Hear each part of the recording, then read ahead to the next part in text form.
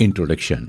Addiction यानी किसी भी चीज की लत, फिर चाहे वो अच्छी हो या बुरी, हमारी जिंदगी का एक अहम हिस्सा है। पर कई बार हम ये नहीं समझ पाते हैं कि किसी भी चीज की लत लगना हमारे लिए सही नहीं है। ऐसा इसलिए क्योंकि हमारी लत हमें अपनों से दूर तो करती ही है, साथ ही हमें शारीरिक और मानसिक तौर पर कमजोर भी कर देती है। दोस्तों, आपने कई तरह के एडिक्शंस के बारे में सुना होगा। उसमें से ही एक एडिक्शन है पोर्न एडिक्शन। जब लोग ये एडमिट करते हैं कि वो पोर्न एडिक्टेड हैं, तो संभावना ज्यादा रहती है कि वो बाकी पोर्न की तुलना में इंटरनेट पोर्न से ज्यादा एडिक्टेड हैं। ऑनलाइन पोर्न को हम इंटरनेट के बाजार में मिलने वाला ड्रग भी कह सकते हैं। आज इंटरनेट की सुविधा सबके पास मौजूद है और यही वजह है कि पोर्नोग्राफी एडिक्शन इतना ज्यादा बढ़ गया है, क्योंकि सबको पता है इंटरनेट बहुत ज्यादा अमाउंट में लोगों के पास पोर्नोग्राफी पहुंचाता है, और वो भी ग्राफिक कंटेंट के साथ। ऐसा समझ लीजिए कि पोर्न एक ऐसी मूवी है, मैगजीन या बिलबोर्ड है जो एक इंसान के ऊपर नेगेटिव इफेक्ट्स फैलाती है। ये कभी कभी इंसान को अंदर से पूरी तरह शर्मिंदगी, निराशा और डिप्रेशन से इस कदर भर देती है कि या तो उसे ट्रीटमेंट का सहारा लेना पड़ता है या फिर रिहेबिलिटेशन का। अमेरिका में ऐसा देखा गया है कि ज्यादातर डिवोर्स का कारण ऑनलाइन पोर्नोग्राफी होती है। वहां के 6 से 10% लोग पोर्न एडिक्टेड की गिनती में आते हैं।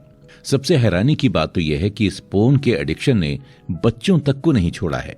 कई सॉफ्टवेयर कंपनीज ने ऑब्जर्व किया है कि लगभग 45% स्कूल जाने वाले बच्चे रोज पोर्नोग्राफी से रिलेटेड स्पैम में फंसते जाते हैं।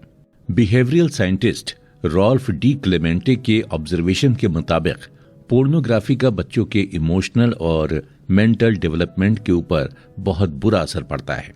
बहुत ज्यादा पोर्न देखने से लोगों के अंदर एक इमोशनल बैरियर तैयार हो जाता है, जिसकी वजह से उनके प्रिय लोग भी उनसे बिछड़ने लगते हैं। अगर ध्यान से चीजों को देखें तो हम पाएंगे कि पोर्न की समस्या कोई छोटी समस्या नहीं है। इसकी वजह से महिलाओं के ऊपर हो रहे घरेलू हिंसा के केस तो अब आम बात हो गई है। इंटरनेट पोर्नोग्राफी से हो रहे हार्म के बारे में बताने के लिए और उसका समाधान देने के लिए हम आपके लिए लेकर आए हैं गैरी विल्सन की लिखी किताब योर ब्रेन ऑन पोर्न की बुक समरी। इस किताब में उन्होंने पोर्न से होने वाली कई समस्याओं को हमारे सामने ला कर रखा है, और ऐसी कई केस स्टडीज और पेशेंट्स की रिपोर्ट से वो पोर्न एडिक्ट्स की मदद करना चाहते हैं ताकि वो समाज में अपने आप को फिर से एस्टेब्लिश कर सकें। Porn addiction. शायद आपने इस बुक समरी को सुनने का फैसला इसलिए लिया होगा क्योंकि हो सकता है कि आप भी उन लोगों में शामिल हों जिन्हें पूरी दुनिया के उन हजारों पोर्न यूजर्स के बारे में जानना है और जो इसे छोड़ना चाहते हैं, या फिर हो सकता है कि आपको खुद पोर्नोग्राफी की बुरी लत लग गई हो और इसलिए आप इस ऑडियो बुक को सुन रहे हैं। ग्रे मानते हैं कि योर ब्रेन ऑन पोर्न में आपकी रुचि होने का इन दोनों में से कोई एक ही मुख्य कारण हो सकता है, बाकी की कई और वजहों में से।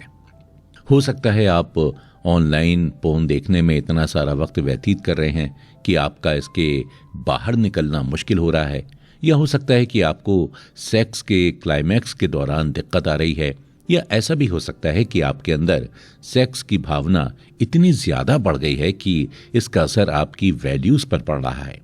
अगर आप भी उन हजारों लोगों की गिनती में खुद को शामिल करते हैं तो आपको शायद अच्छा खासा समय तो लगता ही होगा ये समझने में कि आपकी मुसीबतों का कारण और कोई नहीं बल्कि पोर्न यूज ही है। शुरुआत में कई लोगों को ऐसा लगता है कि उनकी समस्याओं का कारण डिप्रेशन, सोशल एंजाइटी या लोअर टेस्टोस्टेरोन है।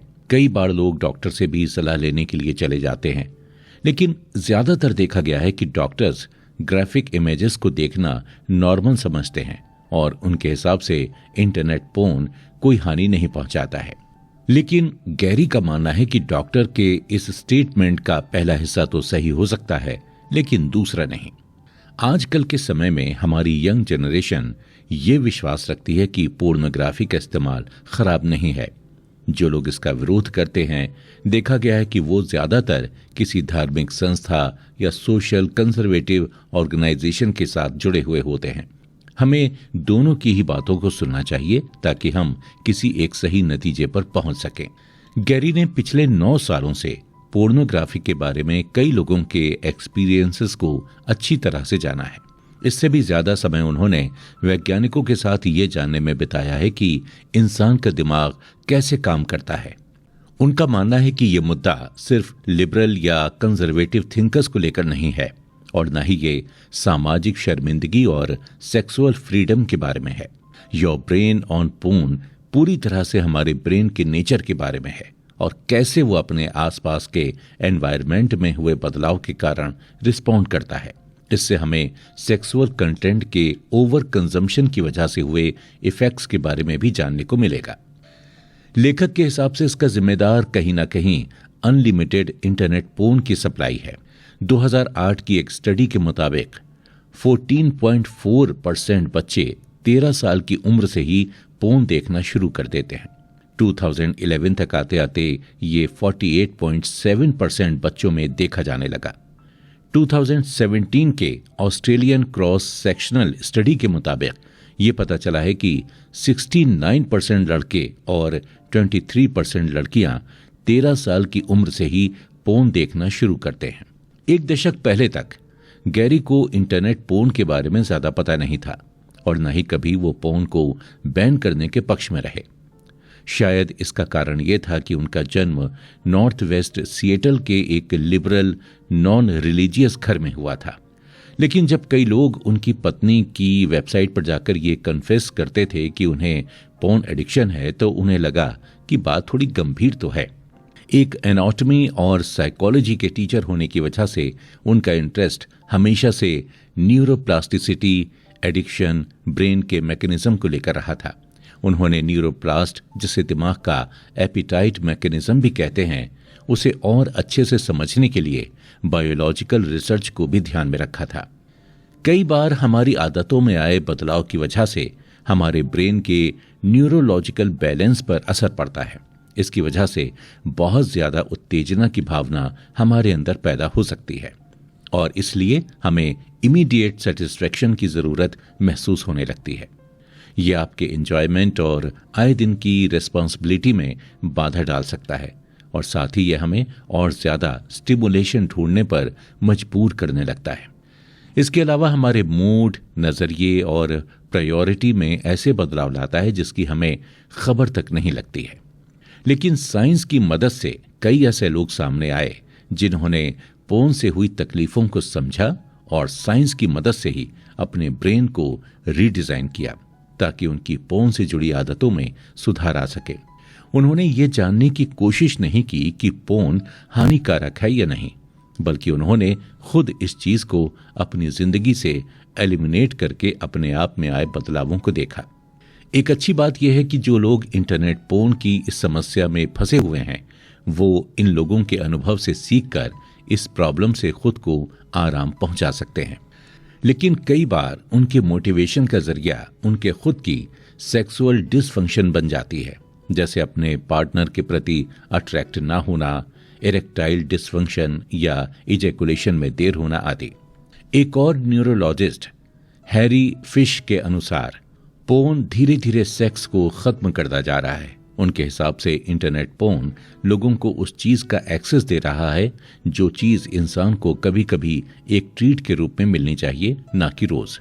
मई 2014 के सम्माननीय मेडिकल जर्नल जामा साइकेट्री ने यह पब्लिश किया था कि आज के समय के पोर्न यूजर्स ज्यादातर उनकी सेक्सुअल रिस्पॉन्सिवनेस में गिरावट महसूस करते हैं।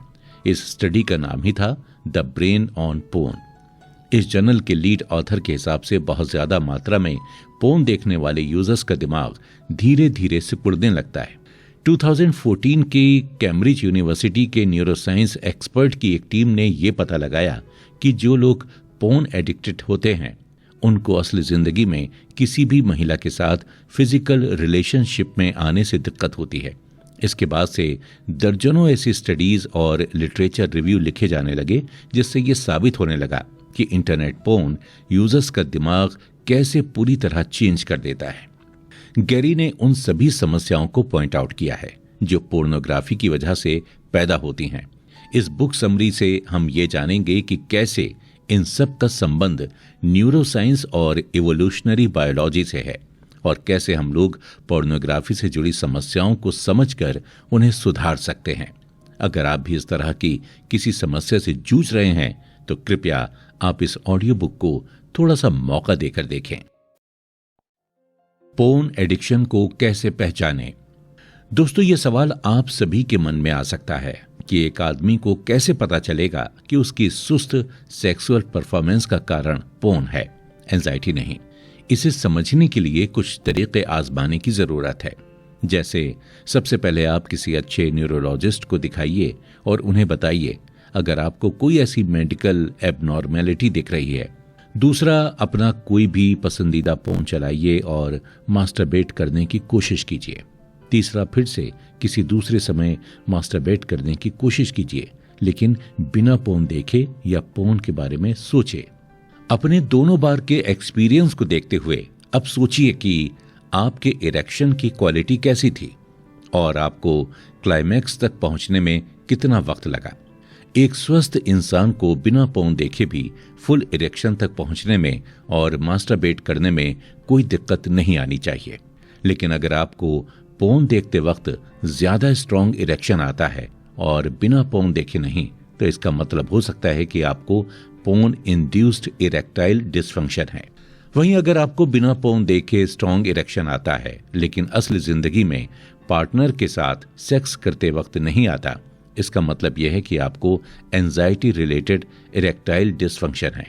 लेकिन अगर आपको दोनों तरह से ही स्ट्रॉन्ग इरेक्शन नहीं आ रहा है, तो इसका मतलब यह है कि या तो आपको progressive porn induced erectile dysfunction है या आपके बिलो द बेल्ट एरिया में कुछ दिक्कत है जिसके लिए आपको मेडिकल हेल्प की जरूरत पड़ेगी। गैरी विल्सन को लगता है कि पोर्न से रिलेटेड समस्या फ्यूचर में और बढ़ने वाली है और इससे बचने के लिए वो सबसे प्रॉमिसिंग रिसर्च की खोज भी कर रहे हैं। पर एक चीज साफ तौर पर बताना सही रहेगा कि जरूरी नहीं है कि सबको पोर्न से तकलीफ हो। ऐसा हो ही सकता है कि लोगों को कोई तकलीफ महसूस ना हो रही हो। ऐसी किसी चीज को लेकर लेखक किसी तरीके की कोई बहस नहीं करना चाहते हैं और न ही वो लोगों के अंदर ह्यूमन सेक्सुअलिटी को लेकर कोई डर बैठाना चाहते हैं। वो हर एक इंसान के ऊपर डिपेंड करता है कि वो ग्राफिक सेक्सुअल कंटेंट के बारे में क्या सोचता है और उसे कैसे अपनी जिंदगी में लाता है या नहीं लाता है। लेकिन अगर आप में से किसी को लगता है कि उन्हें पोर्नोग्राफी हार्म कर रही है या उनके किसी करीबी इंसान को हार्म कर रही है, तो your brain on porn book उनकी मदद जरूर करेगी।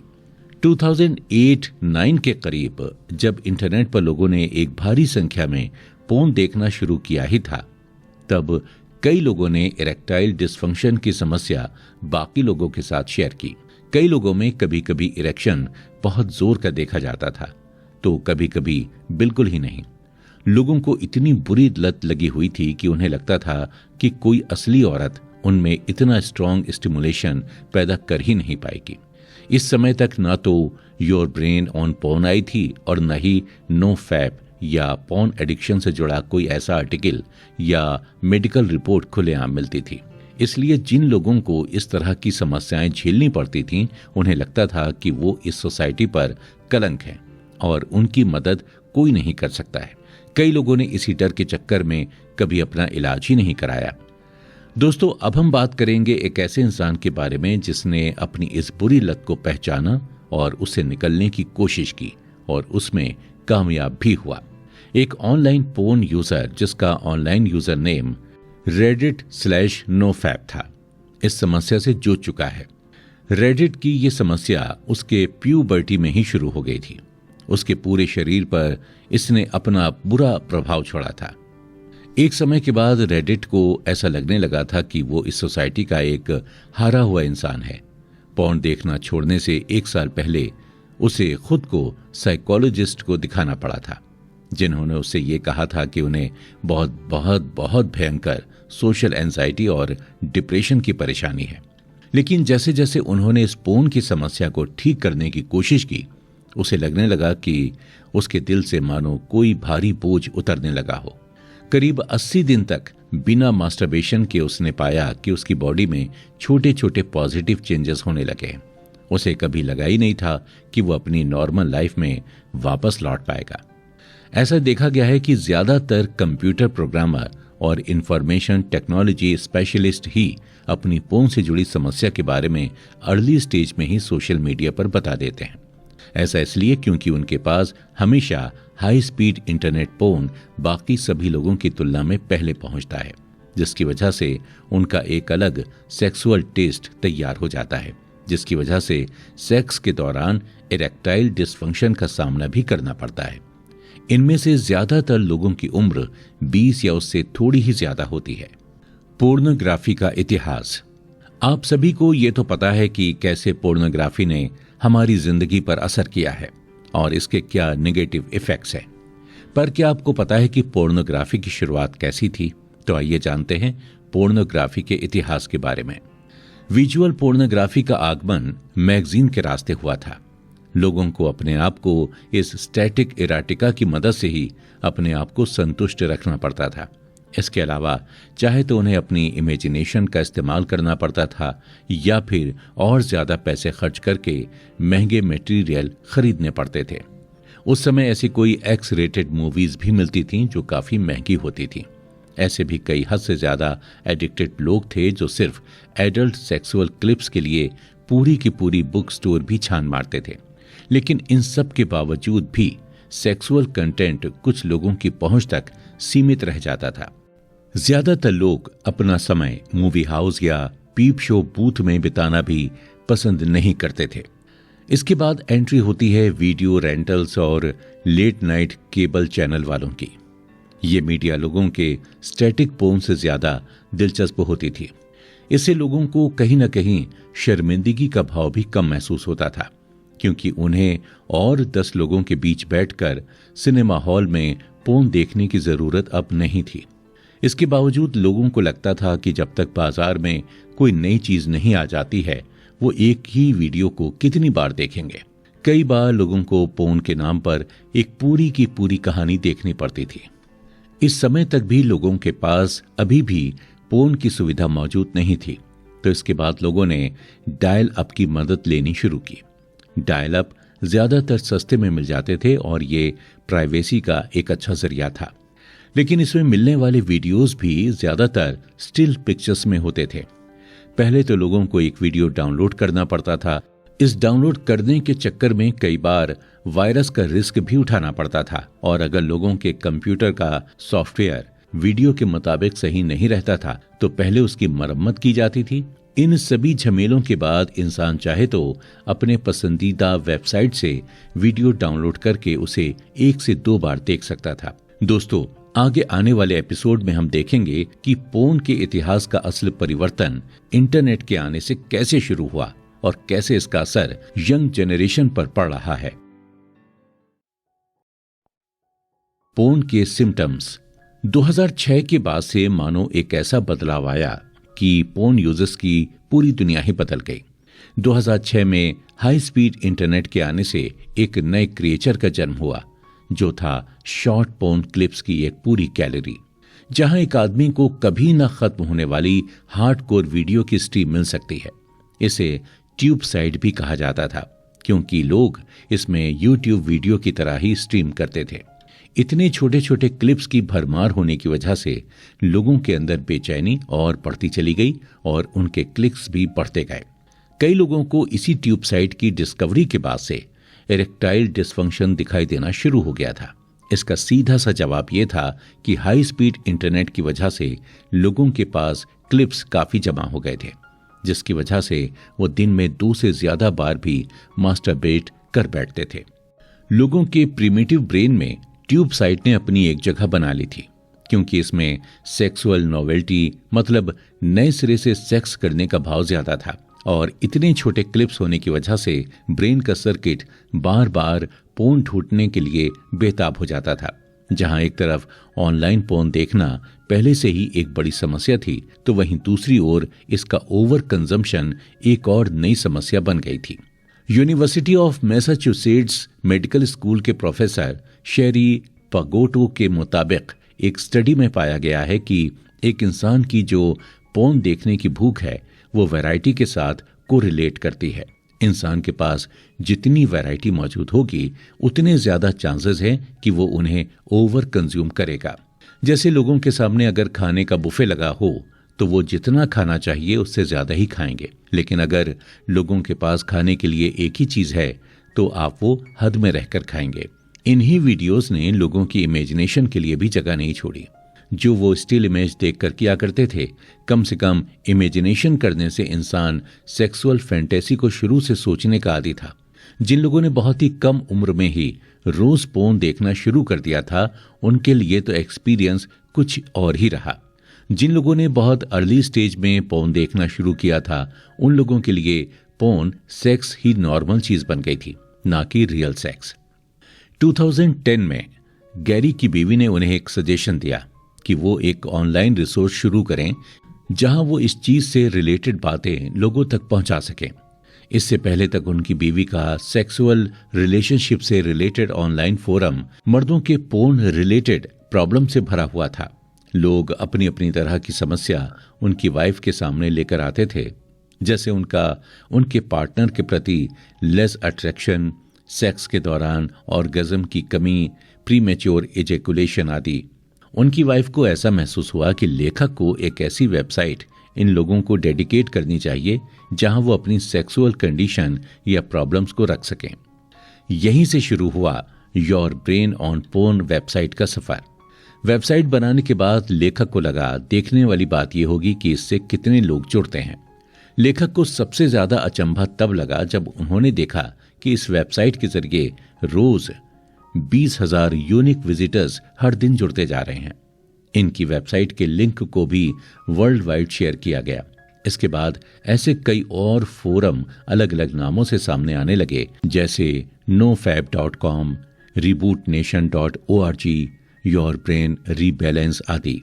इस वेबसाइट के पोस्ट कई बड़े बड़े लोगों की वेबसाइट्स पर भी दिखने लगे, फिर चाहे वो बॉडी बिल्डर्स हों, गिटारिस्ट हों या स्पोर्ट्समैन हों।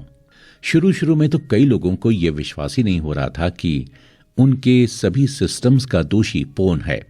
कई लोग तो पूरी तरह से हील होने के बाद भी पोर्न को शक की निगाहों से देखते थे, यहां तक कि उन्हें फिर से इंटरनेट पोर्न देखना पड़ा, सिर्फ ये सुनिश्चित करने के लिए कि उनकी सेक्सुअल प्रॉब्लम खत्म हो गई है या नहीं। अब आपको कई ऑनलाइन फोरम की वेबसाइट्स मिल जाएंगी, लेकिन पहले इस चीज के बारे में कोई भी खुलकर पब्लिकली बात नहीं करना चाहता था। यंगस्टर्स तो डॉक्टर तक को अपनी पोर्न इंड्यूस्ड इरेक्टाइल डिसफंक्शन या पोर्न एडिक्शन से जुड़ी प्रॉब्लम्स के बारे में बताने से घबराते थे। उन्हें एक अजीब तरह की घुटन, शर्म, गुस्सा और ऑकवर्डनेस फील होती थी। इसलिए उन्होंने सोचा कि सबसे अच्छा होगा कि वो इसके बारे में अवेयरनेस ना फैलाकर चुपचाप एक परछाई की तरह पड़े रहें। कई लोगों में तो पोर्न क्विट करने के बाद भी नींद की कमी, हाथ पैरों का कांपना, डिप्रेशन आदि सिम्टम्स देखे गए हैं। अगर पोर्न छोड़ने के बाद भी आपको ऐसा लगता है कि उससे जुड़े सिम्टम्स जैसे नेगेटिव थॉट्स, डिप्रेशन वापस आ रहे हैं, तो आपका ब्रेन पूरी तरह से पोर्न से जुड़े रहने के लिए मोटिवेटेड है।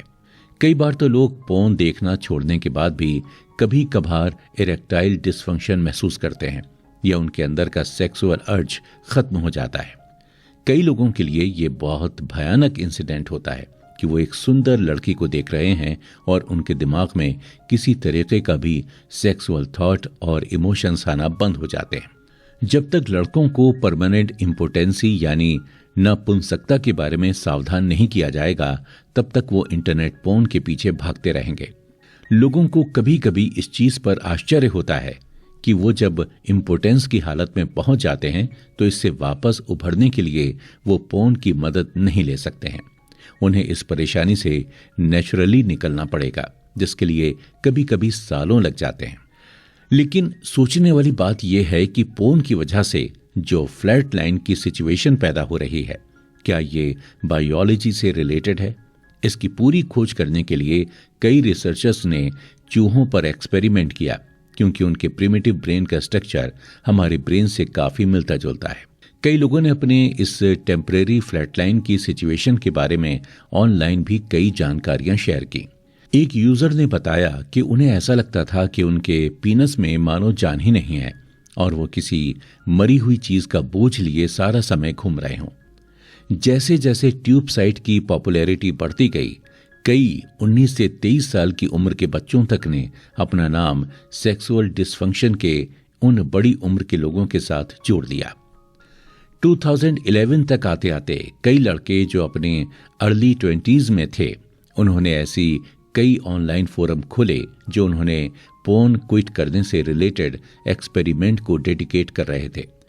उनसे इनकी बिना पोर्न देखे मास्टरबेशन करने की समस्या थोड़ी कम होती दिखी भी।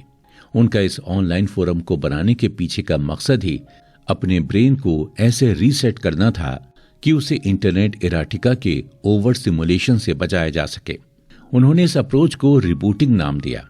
इसी के बाद से कई अंग्रेजी भाषा में ऑनलाइन फोरम बनाए गए। इन फोरम में से सबसे ज्यादा चर्चा में रहा रेडिट, नोफैप, पोर्न फ्री आदि। अच्छी बात यह थी कि इन सभी फोरम्स में लड़कियों का खुले हाथों से स्वागत किया जाता था, क्योंकि धीरे धीरे लड़कियों की संख्या में भी बढ़ोतरी दिखाई दे रही थी। कई लड़कियों ने तो reddit/nofap विमेन के नाम से भी फोरम खोले। धीरे धीरे इस मूवमेंट पर प्रेस वालों की भी नजर पड़ी और 2016 में टाइम मैगजीन की cover story porn and the threat to virility के नाम से एक कवर स्टोरी भी छापी गई। दोस्तों, अगले एपिसोड में हम पोर्न से जुड़ी कुछ केस स्टडीज और रिपोर्ट्स के बारे में जानेंगे। हम देखेंगे कि इन स्टडीज में कौन कौन सी गलतियां पाई गई हैं और इनमें बाद में क्या सुधार किया गया है या किया जा सकता है। पोर्न से जुड़ी केस स्टडीज। इस एक्सपेरिमेंट को बिना रोक टोक के और आगे बढ़ाया गया। दुनिया भर से हजारों लोगों ने यह कसम खाई कि वो अब ऑनलाइन सेक्स वर्ल्ड स्टिमुलेशन को उनका ब्रेन कंट्रोल करने नहीं देंगे। लेखक बताते हैं कि उनकी नजरों में ये एक ऐसा लार्ज स्केल एक्सपेरिमेंट साबित हुआ जिसने कई पोर्न के वेरिएबल्स जैसे वेबकैम एनकाउंटर, एरोटिक लिटरेचर आदि चीजों को कई हद तक हटाकर दम लिया। एक बात ध्यान देने वाली ये भी है कि जब से ऑनलाइन फोरम शुरू हुए हैं, किसी भी फोरम ने अपने पार्टिसिपेंट्स की संख्या किसी के साथ शेयर नहीं की। ये लोग बस पोर्न छोड़ने के लिए रिसर्चर्स के एक्सपेरिमेंट में अपना योगदान देना चाहते थे। इसके बाद भी कई लोगों ने आगे आकर अपनी इच्छा से बताया कि इन फोरम में ज्यादातर लोग एवरेज एज के होते थे और इनमें से सिर्फ 7% लोग ही धार्मिक कारणों की वजह से पोर्न छोड़ना चाहते थे। इस डेटा पर पूरी तरह से यकीन नहीं भी किया जा सकता है, क्योंकि इसमें बताई हुई ज्यादातर बातें कुछ लोगों ने आगे आकर शेयर की हैं, सभी ने नहीं। लेकिन इसके बावजूद ये बात तो तय है कि इनमें से सभी लोग अलग अलग बैकग्राउंड्स, कल्चर, रिलेशनशिप से आते हैं। इस एक्सपेरिमेंट के सक्सेसफुल होने के पीछे एक और कारण यह भी था कि इससे जुड़े सब्जेक्ट्स ज्यादातर अपनी खुद की मर्जी से इंटरनेट पोर्न का यूज करना छोड़ रहे थे। लेकिन फॉर्मल स्टडीज और इन रिपोर्ट्स को देखने के बाद भी डॉक्टर्स सभी पेशेंट्स में अलग अलग तरह से सुधार देख पा रहे थे। कई फॉर्मल स्टडीज एक दूसरे के साथ रिलेटेड भी होती हैं। अगर इन सभी स्टडीज को अच्छी तरह से समझा जाए तो हमें पता चल सकता है कि पोर्न के साथ साथ कौन कौन से इफेक्ट्स जुड़े हुए हैं। लेकिन कभी कभी ये स्टडीज आपस में अलग भी होती हैं। जैसे कई साइकियाट्रिस्ट और साइकोलॉजिस्ट को एकेडमिक लेवल पे ऐसी ट्रेनिंग दी जाती है जिससे उन्हें ऐसा लगता है कि पोर्न से रिलेटेड कुछ सिम्टम्स का कारण है लोगों की अंडरलाइंग पैथोलॉजी और इन पैथोलॉजी के ओवर यूज की वजह से इंसान में ऐसी सेक्सुअल प्रॉब्लम्स दिखाई देती हैं। कई हेल्थ केयर प्रोवाइडर्स को ऐसी ट्रेनिंग दी जाती है जिससे उन्हें लगता है कि सेक्सुअल प्रॉब्लम्स का कारण है social anxiety, depression, performance anxiety आदि। इन्हीं सब गलतफहमी के चलते कई लोगों का गलत तरीके से इलाज किया जाता है। इसकी वजह से उनकी हालत में सुधार तो नहीं आता, लेकिन सुधार की कोशिश जरूर की जाती है। अगर इस चीज के बारे में लोगों को सही जानकारी नहीं रहेगी तो उन्हें कैसे पता चलेगा कि किस चीज से सावधान रहना है और किससे नहीं। इन सभी दिक्कतों का रीजन ये भी है कि सेक्सुअल प्रॉब्लम्स को लेकर एकेडमिक रिसर्च काफी धीरे चल रही है और अपने आप में ही सिमटी हुई है, जबकि आज के समय में पोर्नोग्राफी लाइट की तेजी से इवॉल्व होते जा रही है और इसका इफेक्ट भी उतनी ही दूर तक फैल रहा है। पिछले एक दशक में टेक्नोलॉजी का डेवलपमेंट इतना तेजी से हुआ है कि लोगों के पास पोर्न डिलीवरी में भी काफी चेंजेस आए हैं। यंगस्टर्स के हाथ में स्मार्टफोन का आना, वर्चुअल पोर्नोग्राफी और स्ट्रीमिंग पोर्नोग्राफी ने पोर्न एडिक्शन के रिस्क को और बढ़ा दिया है। लेकिन हम लोग अभी तक आउटडेटेड एजम्पशंस को लेकर चल रहे हैं। इन्हीं सब कारणों के चलते हमारे लिए ये जानना बहुत जरूरी है कि किस मौके के लिए कौन सा प्रिकॉशन लेना चाहिए। इसके लिए रिसर्चर्स को ऐसे एडिक्टेड सब्जेक्ट्स पर एक्सपेरिमेंट करके देखना पड़ेगा जो पोर्न छोड़ना चाहते हैं। रिसर्चर पोर्न से जुड़े इफेक्ट्स के बारे में तभी जान पाएंगे जब हम पोर्न को हटाने में कामयाब होंगे। लेकिन दुख की बात यह है कि इन बातों पे सिर्फ 6 ही एकेडमिक स्टडीज आज तक की गई हैं, जिनमें पोर्न को एलिमिनेट करने की बात रखी गई है। ऐसी ही एक रिसर्च 2015 में कंडक्ट की गई थी, जिसमें रिसर्चर्स ने अपने सभी सब्जेक्ट्स को समान रूप से 2 दलों में बांट दिया था। आधे लोगों को 30 दिनों तक अपना पसंदीदा खाना खाने से रोका गया था और बाकी आधे लोगों को 30 दिनों तक पोर्न देखने से रोका गया था। 30 दिन बाद ये देखा गया कि जिन लोगों को पोर्न देखने से रोका गया था, उन लोगों की अपने सेक्सुअल अर्ज को तुरंत संतुष्ट करने की इच्छा में गिरावट देखी गई थी। 2012 में की गई स्टडी के मुताबिक ये पाया गया कि जो पोर्न यूजर्स 3 हफ्तों के लिए अपने आप को पोर्न से दूर रखते हैं, उनकी रिपोर्ट्स में आपसी रिलेशनशिप में सुधार देखा गया है। इन दोनों रिसर्चर्स से ये पता चला कि हर इंसान की रिकवरी का तरीका और समय अलग अलग हो सकता है। किसी को 30 दिन लग सकते हैं और किसी को 3 हफ्ते तक। एक इजरायली केस स्टडी में पाया गया कि एक आदमी जो अपने पार्टनर के प्रति लो सेक्सुअल डिजायर से गुजर रहा था, ट्रीटमेंट की तलाश में इस इजरायली डॉक्टर के पास गया था। उसे एक्सपेरिमेंट के तौर पर 6 हफ्तों तक पोर्न और मास्टरबेशन से दूर रहने को कहा गया। तकरीबन 8 महीने बाद उसकी हालत में थोड़ा बहुत सुधार देखा गया और उसकी कैजुअल सेक्स को लेकर डिजायर में भी वृद्धि देखी गई। 2016 में एक यूएस नेवी डॉक्टर ने अपने 3 पेशेंट्स की रिपोर्ट शेयर करते हुए बताया कि उन तीनों में से 2 लोगों ने पोर्न देखना छोड़कर सेक्सुअल डिसफंक्शन से छुटकारा पाया, लेकिन तीसरा इंसान पोर्न यूज करना नहीं छोड़ पाया। उसी साल एक फ्रेंच साइकेट्रिस्ट ने अपने 35 मरीजों की रिपोर्ट शेयर की जो अपनी पोर्न देखने की आदत की वजह से इरेक्टाइल डिसफंक्शन और एनॉर्गेज्मिया से जूझ रहे थे। इस साइकेट्रिस्ट ने अपने पेशेंट को ऐसी हैबिट्स सिखाई जिससे वो ये भूल सकें कि पोर्न देखते वक्त मास्टरबेशन कैसे किया जाता है। ये तरकीब 35 में से 19 लोगों के काम आई। 3 लोगों की हालत में सुधार देखा गया और बाकी 13 लोगों ने ट्रीटमेंट बीच में ही छोड़ दिया। आखिरकार 2016 में एक यूरोपियन रिसर्चर ने इस मुद्दे पर अपनी एक ऐसी रिपोर्ट पेश की जिसमें यह बताया गया है कि एक लंबे समय तक पोर्न और मास्टरबेशन से संन्यास लेने से क्या फायदा हो सकता है। इनमें से कुछ फायदे इस प्रकार हैं। पहला, सेक्सुअल रिवॉर्ड को जल्द से जल्द पाने की चाह में गिरावट। दूसरा, लोगों को और रिस्क लेने के लिए प्रोत्साहित करता है। तीसरा, लोगों को सोशल बनाने में मदद करता है। इन सभी रिसर्चर्स के बावजूद भी रिसर्चर्स आम जनता को यह समझाने में काफी देर करते हैं कि पोर्न से रिलेटेड प्रॉब्लम्स कुछ लोगों के ऊपर ज्यादा हावी हो सकती हैं, जैसे एडोलिसेंट्स या सिंगल पोर्न यूजर्स। 2017 में की गई एक एडिक्शन रेट स्टडी के मुताबिक ये देखा गया है कि कॉलेज के 10.3% बच्चे साइबर सेक्स से एडिक्टेड हैं। कॉलेज में हर 5 लड़कों में 1 लड़का एडिक्ट पाया जाता है और हर 20 लड़कियों में 1 लड़की एडिक्ट मिलती है। इस रिपोर्ट से पता चलता है कि मदद की जरूरत इन यंगस्टर्स को काफी है, लेकिन लड़कों के ऊपर इसका खतरा ज्यादा बना हुआ है।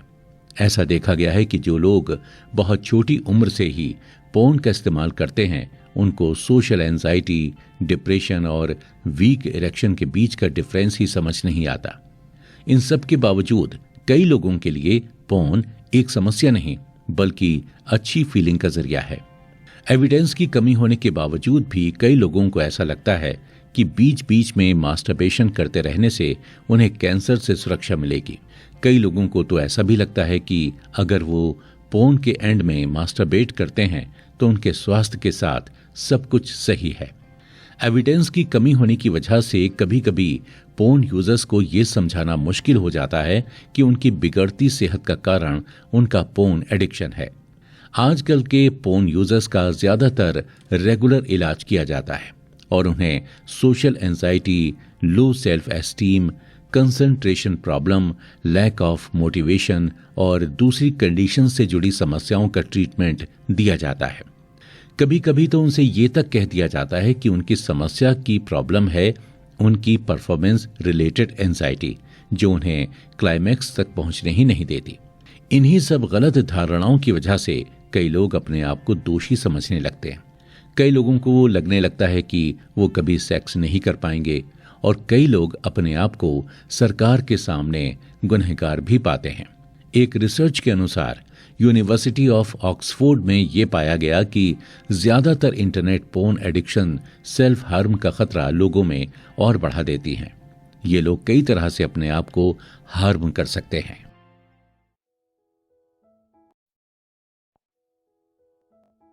पेशेंट्स का निजी अनुभव। कई लोगों के पोर्न छोड़ने के बाद से उनके अंदर कमाल के बदलाव देखे गए हैं। इससे पता चलता है कि वो जिस तरीके का सेक्सुअल कंटेंट अपने ब्रेन में ले रहे थे वो कितना भयानक साबित हो रहा था उनके लिए। ज्यादातर ऑनलाइन फोरम्स में भी हमेशा लोग anxiety, stress, depression, attention problem, lack of attraction, इन्हीं चीजों पर बात करते हुए पाए जाते हैं। पोर्न छोड़ने के बाद कई यूजर्स में ऐसे बदलाव देखे गए जो एक दूसरे से पूरी तरह से अलग थी।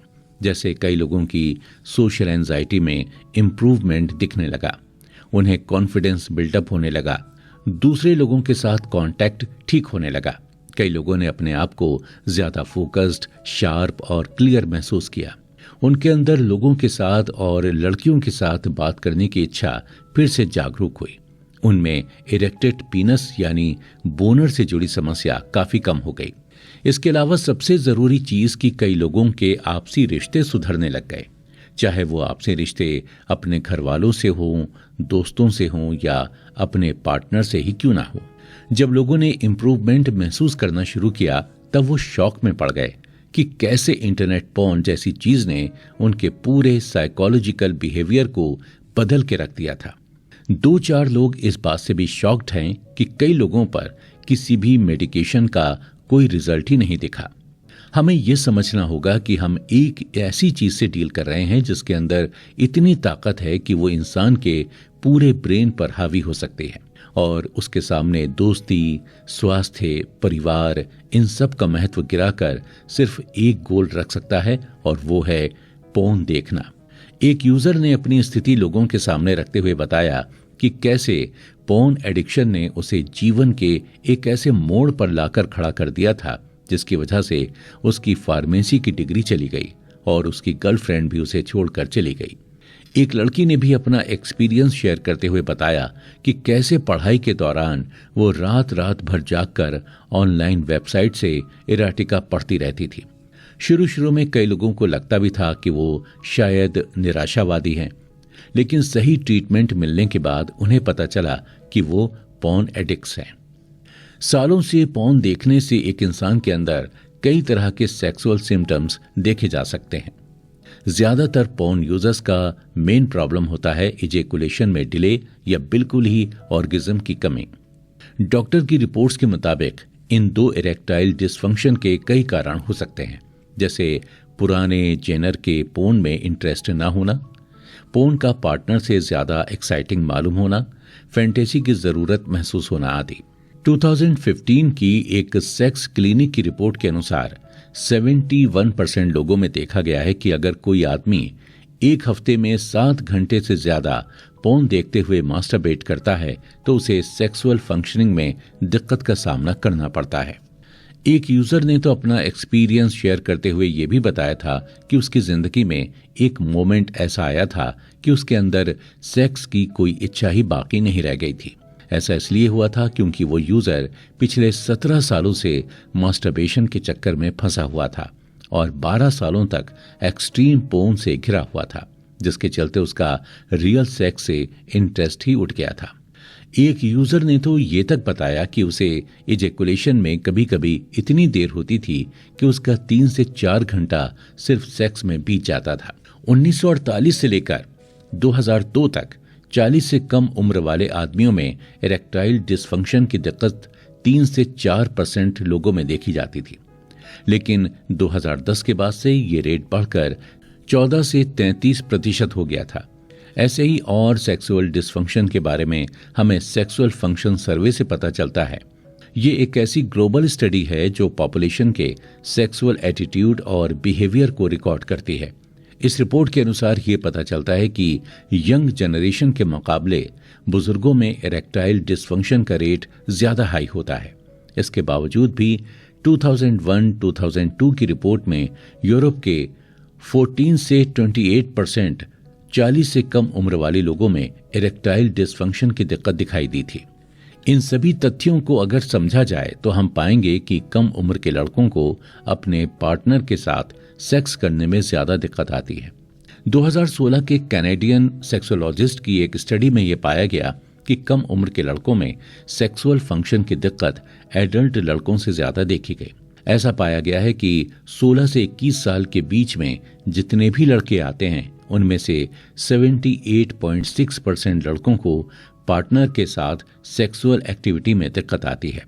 इन समस्याओं में इरेक्टाइल डिसफंक्शन की समस्या 45% लोगों में कॉमन पाई गई है। डिजायर की कमी 46% लोगों में पाई गई और ऑर्गेज्म में दिक्कत 24% के साथ देखी गई है। आश्चर्य की बात यह भी है कि महिलाओं की भी सेक्सुअल प्रॉब्लम्स कुछ कम नहीं है। 47.9% महिलाओं ने यह रिपोर्ट किया है कि उन्हें सेक्स करते वक्त काफी दर्द से गुजरना पड़ता है।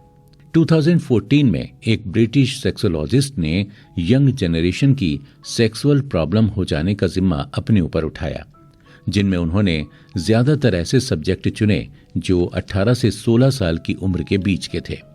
जो रिपोर्ट डॉक्टर के सामने आई वो चिंता में डालने वाली थी। कई लड़कियों ने ये कंफर्म किया कि एनल सेक्स काफी दर्दनाक और रिस्की हो सकता है। दूसरी ओर लड़कों में इर्रेगुलर पीनस से जुड़ी प्रॉब्लम्स और ब्लू सेक्सुअल डिजायर काफी ज्यादा मात्रा में देखी गई। डॉक्टर को जितना ये रेटिंग्स देखकर झटका लगा, उससे ज्यादा अचंभा उन्हें ये देखकर हुआ कि इनमें से किसी भी सब्जेक्ट ने इंटरनेट पोर्न का नाम भी मेंशन नहीं किया था, इसे अपनी हालत का जिम्मेदार ठहराने के लिए। पिछले कुछ सालों में रिसर्चर्स ने पाया है कि यंग जनरेशन में इरेक्टाइल डिसफंक्शन और लो लिबिडो का कारण पोर्न के अलावा और भी कई हो सकते हैं, जैसे आजकल की बिगड़ी हुई अनहेल्दी लाइफस्टाइल। इस लाइफस्टाइल के अंदर कई चीजें ऐसी आ जाती हैं जैसे पुअर डाइट की वजह से मोटापा, स्मोकिंग, ड्रिंकिंग आदि। यूएस में 20 से 40 साल की उम्र वाले लोगों में ओबेसिटी का रेट पिछले 9 सालों में 4% बढ़ गया है। इन सब के बावजूद स्मोकिंग और ड्रग्स का रेट 2011 तक आते आते फिर भी कुछ कम हुआ है। कई लोग बढ़ते हुए डिप्रेशन और एंजाइटी को इरेक्टाइल डिसफंक्शन का कारण मानते हैं, लेकिन ये बात कहां तक सच है, इसकी पुष्टि नहीं हुई है। इतने सालों की खोज के बाद गैरी ने रिकवरी के पैटर्न में 2 भेद पाए हैं। इसमें तो पहले वो लोग आते हैं जिनकी हालत कुछ समय में ठीक हो जाती है, जैसे 2 से 3 हफ्ते। ऐसा हो सकता है कि उनकी कंडीशन काफी माइल्ड हो, शायद बहुत ज्यादा मास्टरबेशन के चलते या हल्की प्रॉब्लम के चलते उन्हें ठीक होने में ज्यादा वक्त नहीं लगा। दूसरे लोग वो होते हैं जिन्हें फुल रिकवरी में 2 से 6 महीने या उससे भी ज्यादा समय लग जाता है। इन लोगों के सिम्टम्स भी पहली कैटेगरी वाले लोगों से ज्यादा खराब होते हैं और इस कैटेगरी में ज्यादातर वही लोग आते हैं जिनकी उम्र अभी काफी कम है और जिन्होंने अभी अभी इंटरनेट पोर्न देखना शुरू किया है। जो लोग इनसे एज में थोड़े बड़े थे उन्होंने अपने सेक्स की शुरुआत ज्यादातर टीवी, मूवी, मैगजीन या इमेजिनेशन से की थी, इसलिए उनकी रिकवरी जल्दी और काफी अच्छे तरीके से होती थी। ऐसे ही एक 30 साल के यूजर ने अपना एक्सपीरियंस शेयर करते हुए बताया कि रिकवरी के बाद उसकी सेक्स लाइफ इतनी ज्यादा बेहतर हो गई है कि उसे खुद विश्वास नहीं होता है कि वो एक समय में इरेक्टाइल डिसफंक्शन और पोर्न एडिक्शंस में फंस गया था। एक लड़की ने भी अपना अनुभव शेयर करते हुए बताया कि एक लड़की के लिए पोर्न रिलेटेड समस्या स्पॉट करना मुश्किल होता है।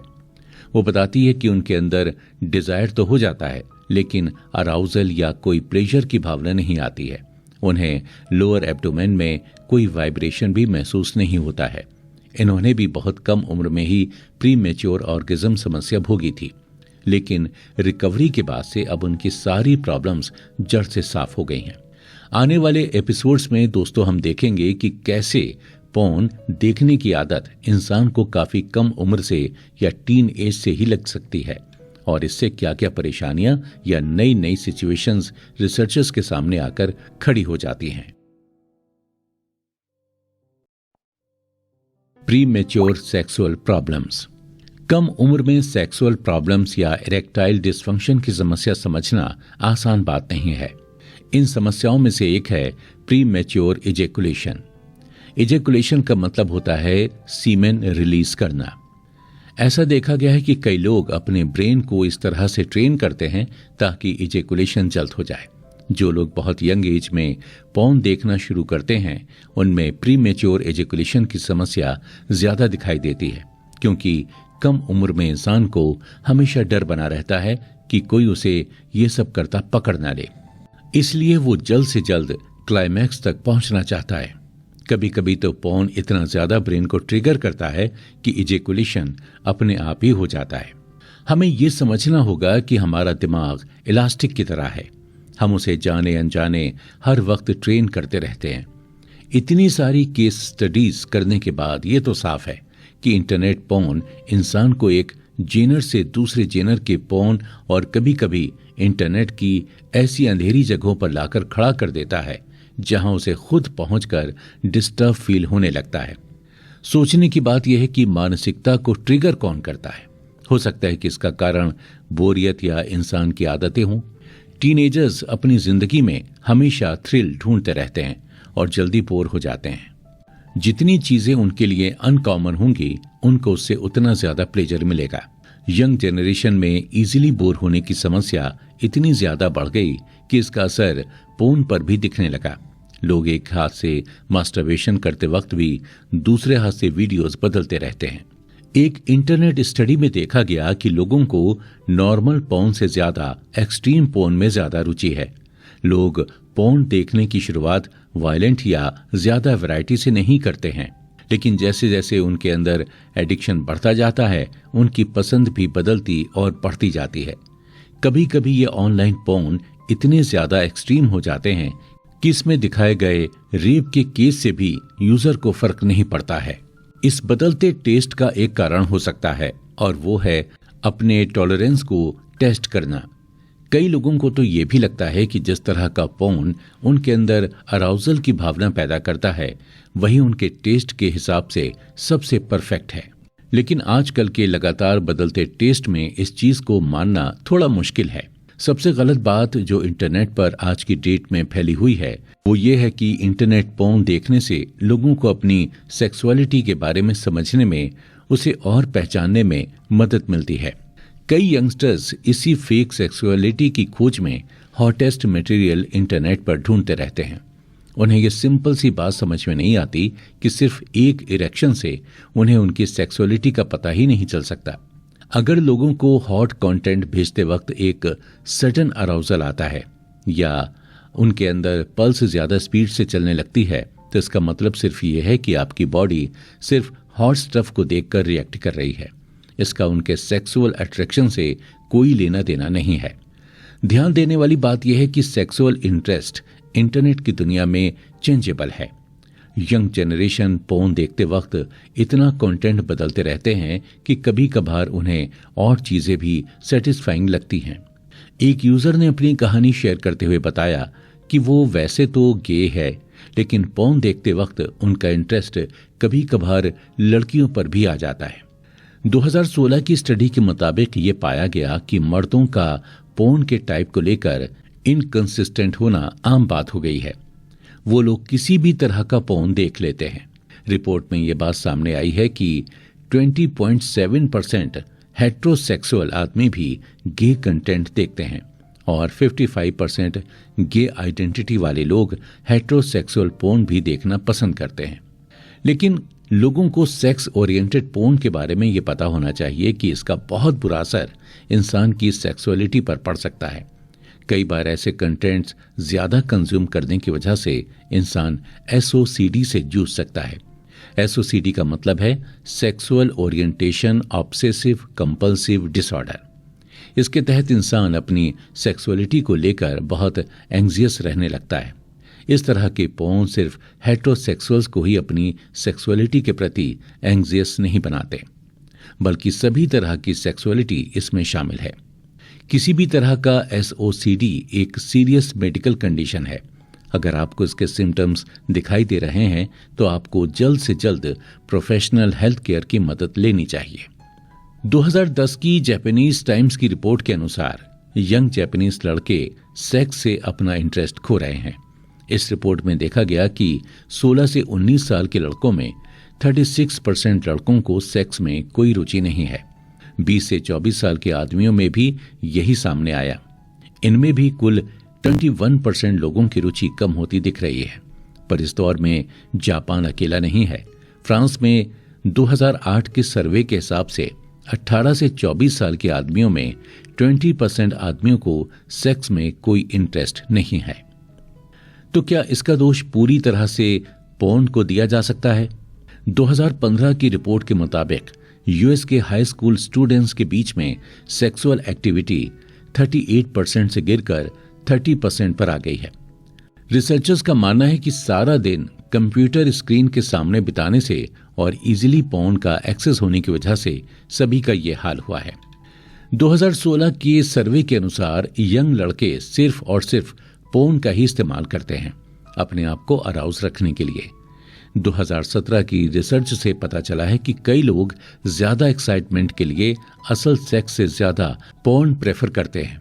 इन सभी डेटा से ये तो पता चल रहा है कि कैसे हमारी यंग जनरेशन के ऊपर इसका इतना खराब असर पड़ा है कि वो अपने आप को मेंटली और फिजिकली हार्म करने पर तुले हुए हैं। दोस्तों, अगले एपिसोड में हम देखेंगे कि कैसे पोर्न की वजह से लोग अपने रियल पार्टनर के प्रति आकर्षण खोते जा रहे हैं और इससे क्या क्या चैलेंजेस का सामना उन्हें करना पड़ रहा है।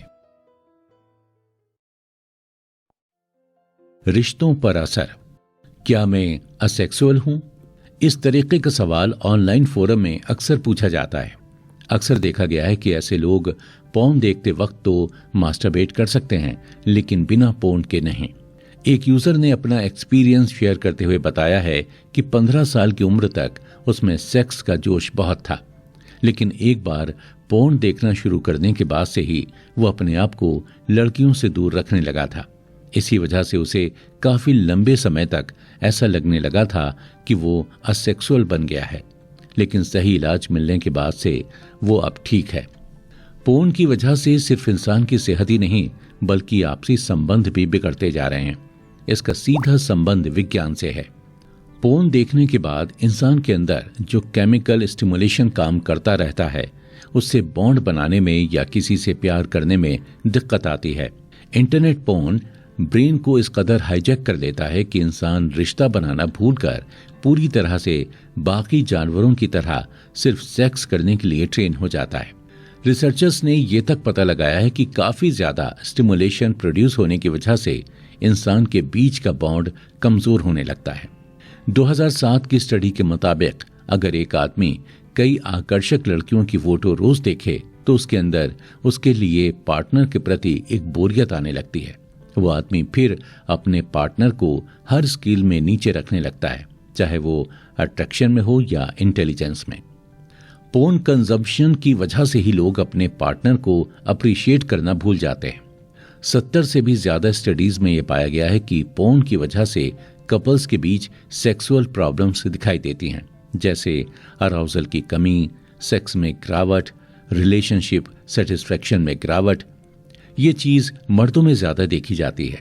जैसे ही एक आदमी अपने आप को पोर्न से दूर ले जाने लगता है, उसके अंदर बाकी लोगों से, सोसाइटी से जुड़ने की एक आशा तैयार होती है। धीरे धीरे उसका सेल्फ एस्टीम, उसका सेंस ऑफ ह्यूमर, उसके आई कांटेक्ट करने की एबिलिटी ठीक होने लगती है। कई लोगों के लिए ये बदलाव कई महीनों का समय ले लेता है, लेकिन कई लोगों के लिए ये चेंज इतना जल्दी होता है कि उन्हें खुद भी यकीन नहीं आता। साइकोलॉजिस्ट फिलिप जिम्बर्दो के famous Ted talk the demise of guys में उन्होंने कहा था कि अराउजल, एडिक्शन जैसे पोर्न, वीडियो गेम आदि एक मेजर फैक्टर हैं लोगों के अंदर सोशल ऑकवर्डनेस और एंजाइटी भरने के लिए।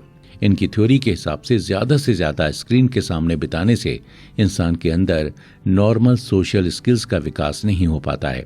जो लोग अपने दिल और दिमाग से पोर्न को हटाने में कामयाब हो जाते हैं, वो अपनी जिंदगी में नेचुरल रिवॉर्ड्स जैसी दोस्ती और पार्टनरशिप को वापस ले आते हैं। एक यूजर जो कुछ ही महीने पहले अपनी पोर्न एडिक्शन से ठीक हुआ है, अपना एक्सपीरियंस शेयर करते हुए बताता है कि आजकल लोग उसकी काफी तारीफ करते हैं और उसे अच्छा स्पीकर और मोटिवेटर भी मानते हैं।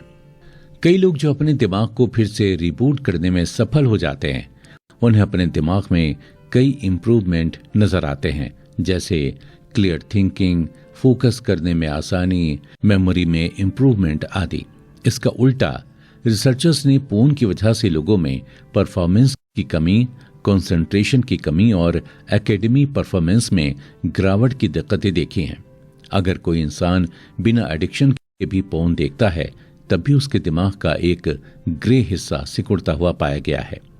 कई सालों की खोज के बाद वैज्ञानिकों ने यह भी पता लगाया कि डिप्रेशन की वजह से इंसान के अंदर की शक्ति में, मोटिवेशन में गिरावट आती है। आज के समय में दर्जनों रिपोर्ट हमारे सामने प्रमाण के रूप में मौजूद हैं कि पोर्न देखने से इंसान भारी डिप्रेशन का शिकार हो जाता है। पोर्न देखने से इंसान के अंदर नर्सिसिज्म, साइकोटिसिज्म, स्ट्रेस और पैरानॉइड थिंकिंग जैसी मानसिक दिक्कतें देखी गई हैं।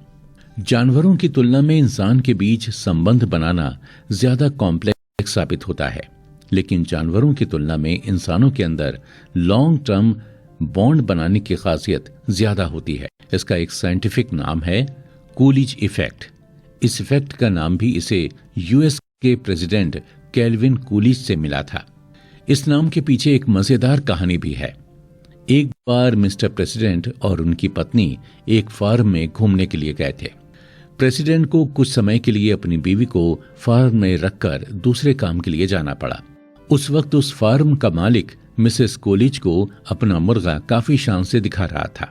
उसने मिसेस कोलिज को बताया कि इस मुर्गे के अंदर इतना स्टेमिना है कि वो सारा दिन, सारी रात मुर्गियों के साथ सेक्सुअल इंटरकोर्स कर सकता है। मिसेस कोलिज ने ये बात सुनते ही फार्मर को ये बात प्रेसिडेंट को सुनाने को कही। प्रेसिडेंट ने जैसे ही ये कहानी फार्मर के मुंह से सुनी, उन्होंने एक सवाल पूछा, क्या मुर्गी हर बार सेम ही रहती है? फार्मर ने इसका जवाब ना में दिया। ये जवाब सुनते ही प्रेसिडेंट ने फार्मर से ये जवाब मिसेस कोलिज को सुनाने को कहा। इस थ्योरी के मुताबिक आप जितनी बार भी एक मेल के सामने नई फीमेल लाते जाएंगे, वो उतनी बार ही उसे फर्टाइल करने के लिए तैयार हो जाएगा। वैसे तो ये सिम्टम्स ज्यादातर जानवरों में ही देखा जाता है, लेकिन इंसानों में भी इसके थोड़े बहुत अंश मिलते हैं। दोस्तों, अगले एपिसोड में हम कुछ ऐसे केमिकल्स के बारे में जानेंगे जो इंसान के अंदर प्लेजर और एक्साइटमेंट की भावना जगाने के लिए जिम्मेदार हैं। हम ये भी जानेंगे कि कैसे ये केमिकल्स इंसानों के दिमाग पर पहले असर करते थे और पोर्न आने के बाद से इनका असर इंसान के दिमाग पर कैसा पड़ता है। डोपामाइन का काम। इंसान के प्रिमिटिव ब्रेन की बनावट कुछ इस तरह है कि वो हमारे इमोशन, इम्पल्स और हमारे सबकॉन्शियस डिसीजन लेने की शक्ति का संचालन करता है। यह सिस्टम इतनी स्मूथली काम करता है कि हजारों साल के इवोल्यूशन के बाद भी इसमें किसी तरह की भी फेरबदल की जरूरत महसूस नहीं हुई। सेक्स करने के लिए भी जिस डिजायर और मोटिवेशन की जरूरत पड़ती है, उसकी उत्पत्ति भी एक न्यूरोकेमिकल से होती है, जिसे डोपामाइन कहते हैं। डोपामाइन का काम ही है इंसान के प्रिमिटिव ब्रेन के उस हिस्से को चार्ज करना जिसे रिकॉर्ड सर्किटरी भी कहते हैं। ये दिमाग का वो हिस्सा है जहां से इंसान क्रेविंग और प्लेजर को फील करता है और इसके बाद ही उसमें एडिक्शन पैदा होता है। किसी भी इंसान के प्रायोरिटी लिस्ट में सबसे जरूरी 5 चीजें होती हैं: खाना, दोस्ती, प्यार, सेक्स और नयापन। इन्हें नेचुरल रिवॉर्ड्स भी कहा जाता है। डोपामाइन का काम ही है आपको उन चीजों के लिए मोटिवेट करना जो आपके जीनस को भविष्य में काम दे सके। डोपामाइन का रिलीज जितना ज्यादा होगा उतना ही आपको उस चीज को पाने की इच्छा होगी और डोपामाइन का रिलीज जितना कम होगा उतना ही आप उस चीज को इग्नोर करेंगे। डोपामाइन आपके दिमाग का स्ट्रक्चर चेंज करने का भी काम करता है ताकि आपको याद रह सके कि कौन सी चीज से आपको ज्यादा प्लेजर मिल रहा है। आपको जानकर हैरानी होगी, लेकिन सेक्सुअल स्टिमुलेशन और ऑर्गेज्म हमारे ब्रेन में डोपामाइन का सबसे बड़ा धमाका माना जाता है।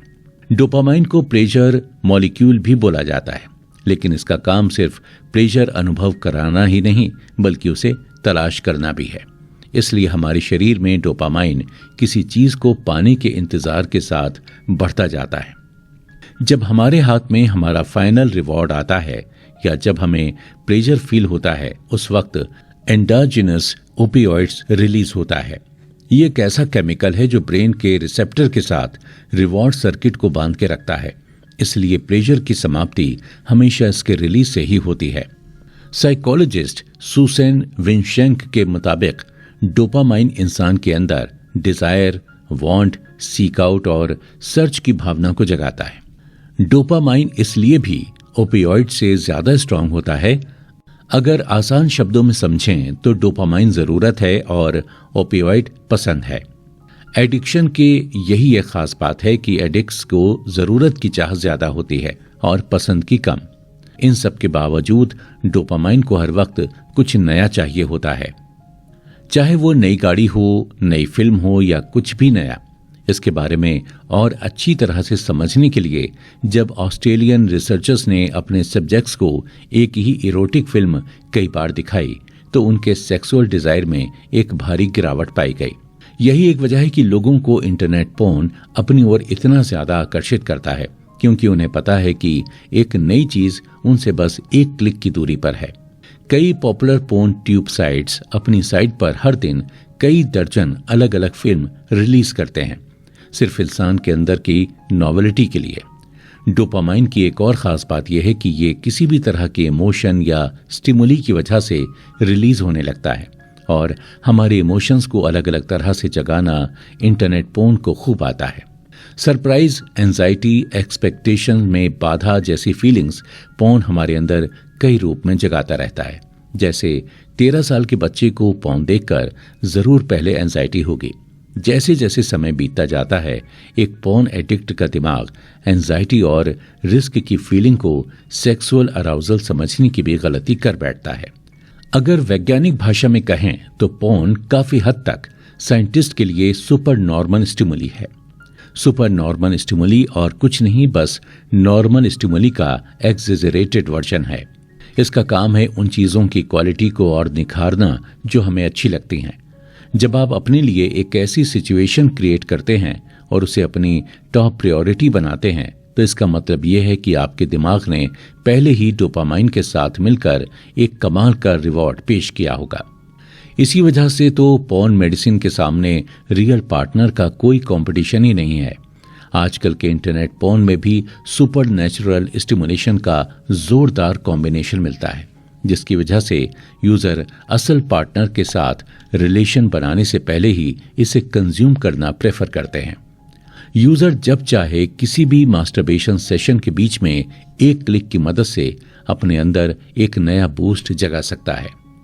इंटरनेट पोर्न में ऐसी कई अनरियलिस्टिक चीजें ऐसी स्टिमुलेशन को जगाने के लिए दिखाई जाती हैं, जैसे डबल या triple penetration, artificially enhanced breasts, gang bang और भी ऐसी कई दर्दनाक चीजें।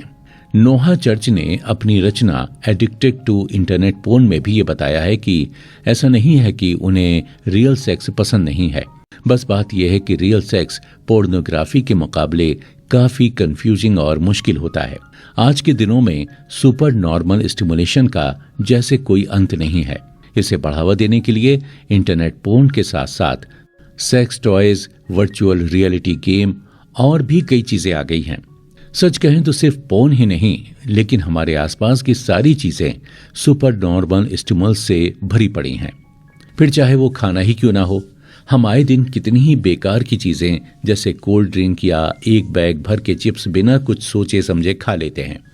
उसी तरह पोर्न एडिक्ट्स भी कई कई घंटे पोर्न गैलरी में सही वीडियो ढूंढने में निकाल देते हैं। स्ट्रीमिंग ट्यूब साइट के आने के बाद से लोग अपने डोपामाइन को फिंगर टिप्स पर रखकर भी कंट्रोल कर सकते हैं। लेकिन लोगों को एक बात जान लेनी चाहिए कि पोर्न सुपर नॉर्मल स्टिमुलेशन के साथ साथ बहुत अलग किस्म के रिस्क भी लेकर आता है। पहली बात तो पोर्न आजकल 24 घंटे फ्री और प्राइवेट तरीके से लोगों के पास उपलब्ध रहता है और ज्यादातर यूजर्स पोर्न देखना अपनी प्यूबर्टी में ही शुरू करते हैं। प्यूबर्टी एक ऐसा समय माना जाता है जब इंसान का दिमाग डोपामाइन सेंसिटिविटी, एडिक्शन और सेक्सुअल प्लेजर को लेकर बहुत सेंसिटिव होता है। सबसे भयंकर सिचुएशन इन्हीं भावनाओं से उत्पन्न होती है, क्योंकि जब एक इंसान की भूख मिट जाती है तब उसे पता होता है कि उसके अंदर और खाना नहीं अटेगा। लेकिन पोर्न कंजप्शन की कोई फिजिकल लिमिट नहीं होती है। आप घंटों बैठकर इसे देख सकते हैं और आपको पता भी नहीं चलेगा कि आपके साथ क्या हो रहा है। पोर्न घंटों तक देखना मतलब मानो अपने आप को एक प्रॉमिस करना होता है इंस्टेंट प्लेजर देने का। लेकिन लोग भूल जाते हैं कि डोपामाइन का काम सिर्फ सेटिस्फेक्शन देना नहीं है, उसका काम है सेटिस्फेक्शन की चीज को ढूंढते रहना। पोर्न के अलावा ऐसी और कौन कौन सी चीजें हैं जिनसे इंसान एडिक्ट हो सकता है, और पोर्न को इन सभी से ज्यादा खतरनाक एडिक्शन क्यों माना जाता है, ये जानने के लिए हम बढ़ते हैं अगले एपिसोड की ओर। ब्रेन का फंक्शन। कई रिसर्चेस के बाद पता चला है कि मेथाम्फेटामाइन या कोकीन इंसान के दिमाग में उसी तरीके का प्लेजर रिवॉर्ड्स भेजता है जैसा प्लेजर सेक्स करने के बाद महसूस होता है। कुछ नए रिसर्चर्स को ये तक पता चला है कि सेक्स के साथ इजेकुलेशन की वजह से हमारे दिमाग के रिवॉर्ड सर्किट में डोपामाइन पंप करने वाला सेल धीरे धीरे सूखने लगता है। यही सेम चीज ड्रग एडिक्शन के साथ भी होती है। एक रेट स्टडी के दौरान ये पता चला है कि सेक्सुअल अराउजल से कितनी मात्रा में डोपामाइन रिलीज होता है, उतनी ही मात्रा में लोगों के निकोटीन और मॉर्फिन लेने से भी होता है। सेक्स और ड्रग्स के इस्तेमाल से इंसान के अंदर डेल्टा फॉस बी नामक एक प्रोटीन जमा होने लगता है, जिसका काम है उन जीनस को एक्टिवेट करना जिनका ताल्लुक एडिक्शन के साथ है। इंसान के अंदर डेल्टा फॉस बी का लेवल बढ़ जाने से इंसान का दिमाग हमेशा उस चीज के लिए क्रेव करता रहता है। इन हार्मोन्स के अलावा भी ऐसे कई टेम्परेरी हार्मोनल चेंजेस ऑर्गेज्म के वक्त इंसान के शरीर में होते हैं, जैसे ब्रेन के एंड्रोजन रिसेप्टर्स का कम होना, प्रोलैक्टिन का बढ़ना, एस्ट्रोजन रिसेप्टर का बढ़ना आदि। ये सभी टेम्परेरी हार्मोन इंसान के अंदर चिप्स खाने के प्लेजर और ऑर्गेज्म के प्लेजर को अलग रखने का काम करते हैं। पोर्न और ड्रग्स के बीच इतनी समानता होने के बाद भी लोगों का इन दोनों चीजों को देखने का नजरिया बहुत अलग है। जो लोग ड्रग्स एडिक्ट होते हैं उन लोगों का दिमाग पोर्न के लिए भी वैसे ही काम करता है, लेकिन पोर्न एडिक्शन के केस में ऐसा नहीं होता है। कई लोग ये थ्योरी देते हैं कि जिस तरह से सेक्स डोपामाइन रिलीज करता है उसी तरह ड्रग्स और वीडियो गेम भी करते हैं। लेकिन ये बात समझने वाली है कि जरूरी नहीं कि बच्चे वीडियो गेम खेलकर खून खराबा करना ही सीखें। लेकिन जब टीनेजर्स असल इंसानों को सेक्स करते देखते हैं, वो भी ऐसी अवस्था में जब उनका दिमाग इन सब चीजों के लिए पूरी तरह मैच्योर नहीं होता है, तो उनके ब्रेन की हालत बिगड़ती हुई दिखती है। भले ही अल्कोहल, कोकीन या गेम से इंसान के दिमाग में रिवॉर्ड का अनुभव होता है, लेकिन ये सभी अनुभव इंटरनेट पोर्न के सामने कुछ भी नहीं है।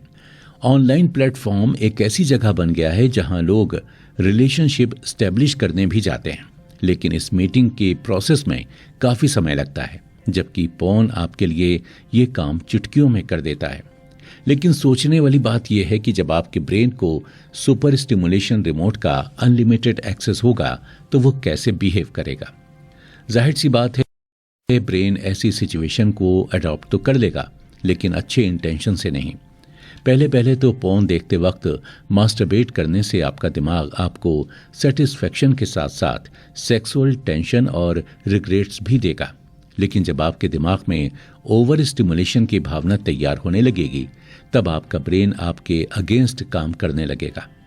जैसा कि आपको पता है कि जिस तरह ड्रग्स लेना और सेक्सुअल अराउजल कहीं ना कहीं एक ही तरह से इंसान के सिस्टम में रिवॉर्ड की फीलिंग ट्रिगर करता है, उसी तरह सेक्सुअल कंडीशनिंग की इच्छा दोनों एक ही तरह के ब्रेन चेंजेस इन्वॉल्व करते हैं, जिसे हम सेंसिटाइजेशन भी कहते हैं। अगर सरल भाषा में समझें तो डोपामाइन के रिलीज से जो स्पार्क निकलता है वो न्यूरोकेमिकल रिलीज इवेंट्स को मोशन में लाकर खड़ा कर देता है, जिससे इंसान के अंदर सेंसिटाइजेशन क्रिएट होता है। लेकिन जो मॉलिक्यूल असल में सेंसिटाइजेशन प्रोड्यूस करते हैं वो है प्रोटीन डेल्टा फॉस बी, और डेल्टा फॉस बी को ट्रिगर डोपामाइन ही करता है।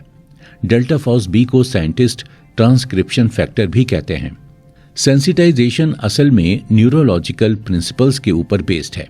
ब्रेन का काम ही है सेक्सुअल एक्साइटमेंट वाले नर्व सेल्स को उन नर्व सेल्स के साथ जोड़ना जो यादें स्टोर करके रखती हैं। ऐसी यादें जिनमें आपको एक्साइटमेंट इमोशन फील हुए हैं।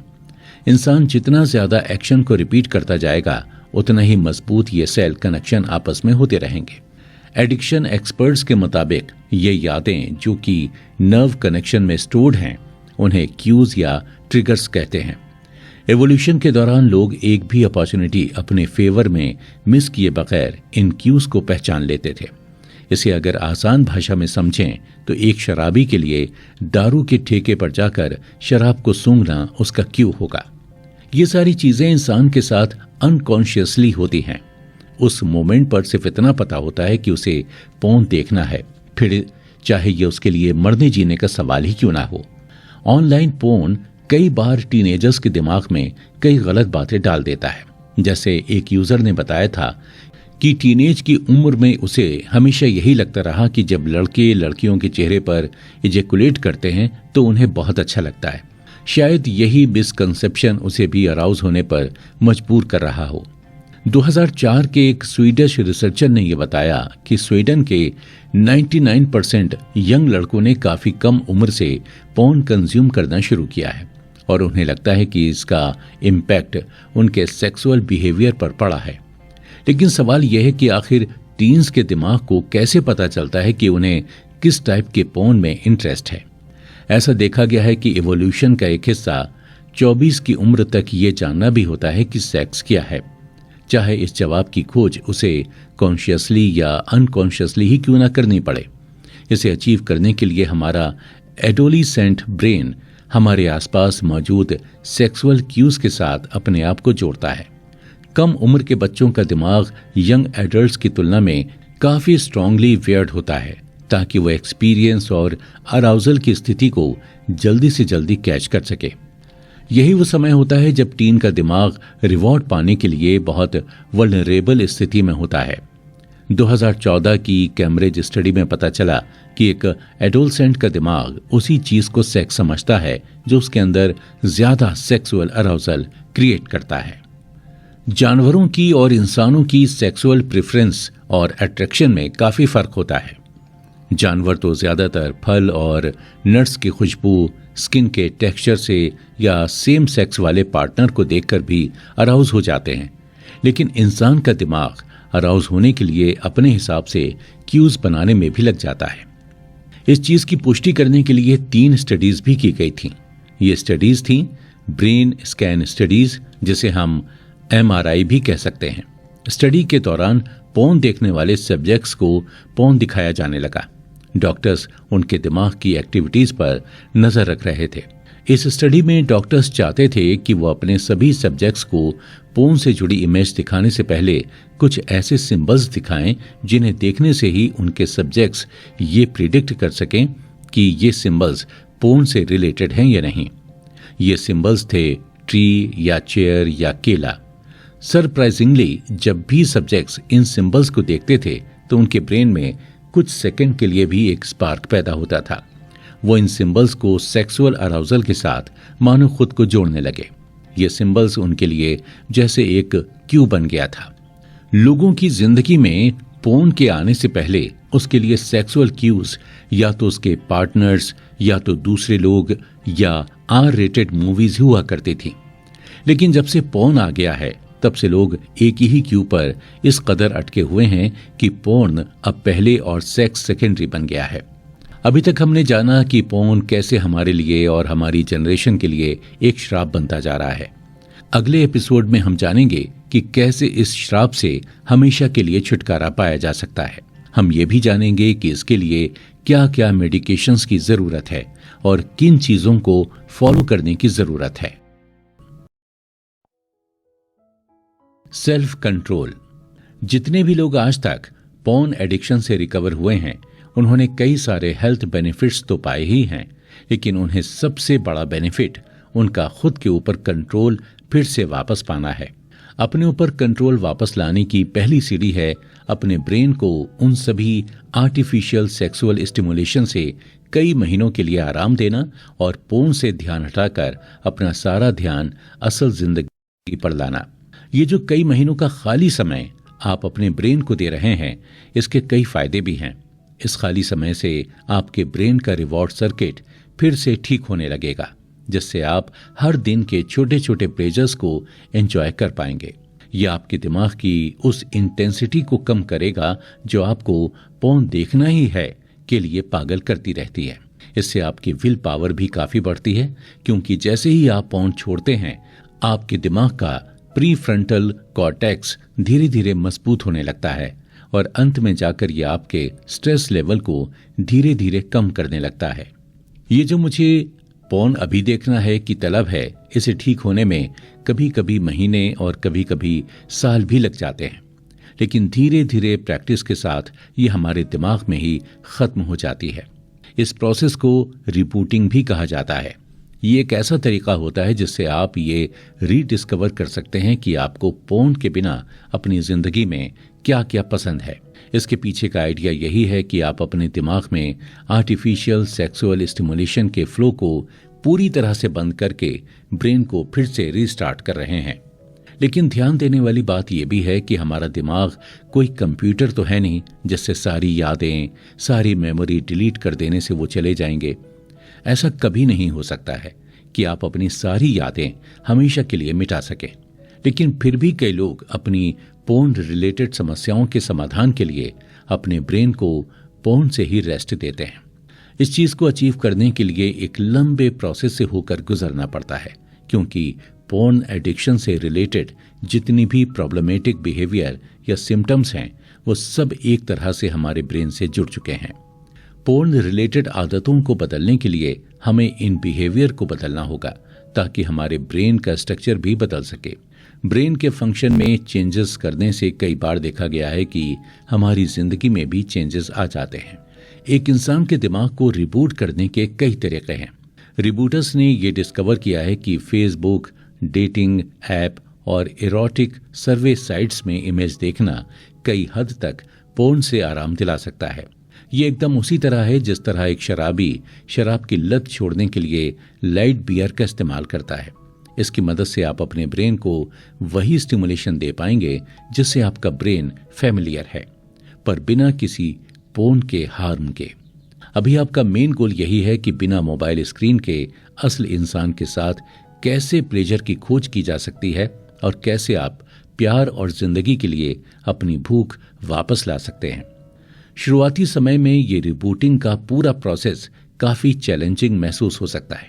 आपके ब्रेन को डोपामिन का टेस्ट न मिलने की वजह से वो आपकी पूरी बॉडी को पोर्न क्रेव करने के लिए फिर से ट्रिगर कर सकता है। लेकिन फ्रीडम उसी में है जब आप अपनी सेंसिटिविटी को वापस नॉर्मल पर ले आएंगे और आपका एडिक्शन कम होता जाएगा। एक यूजर ने अपना एक्सपीरियंस हमारे साथ शेयर करते हुए बताया है कि जब आप अपने ब्रेन में से किसी प्लेजर के सोर्स को हटाने की कोशिश करते हैं तो आपको बिल्कुल ऐसा फील होता है जैसे आपने जमीन से अपनी एक टांग हवा में उठा ली है। उस वक्त सारी चीजें मुश्किल और अनस्टेबल दिखाई देने लगती हैं।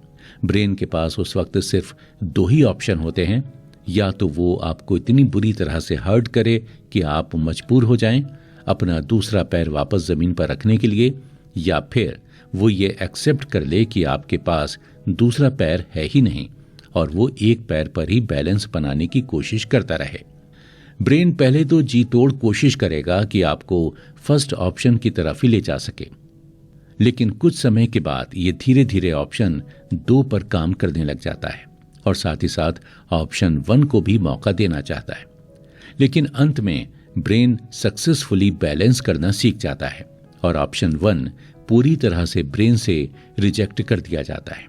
ध्यान देने वाली बात यह भी है कि हर इंसान का ब्रेन, उसका पास्ट और उसके सरकमस्टांसेस अलग अलग होते हैं। ऐसा कोई एक जादू मंत्र तो है नहीं जो सबके लिए काम करे। लोगों के पास सिर्फ एक ही ऑप्शन है और वो है रिकवरी के तरीके ट्राई और यूज करते रहना और देखना कौन सा उनके लिए सबसे ज्यादा सुटेबल है। कई लोग अपनी शुरुआत छोटे गोल से करते हैं, जैसे 100 दिन या 3 महीने पोर्न न देखने का एम, जिससे उन्हें अपने इनिशियल गोल तक पहुंचने में आसानी हो सके। रिबूटिंग एक इंसान के लिए एक लेबोरेटरी की तरह है, जहां अगर कोई प्लान उसके लिए रिजल्ट्स प्रोड्यूस नहीं कर पा रहा है तो उसे उस प्लान को तुरंत रिजेक्ट कर देना चाहिए। आपका कोई भी प्लान काम कर रहा है या नहीं, ये जानने के लिए आपको उसे 2 से 3 महीनों का वक्त देना पड़ेगा।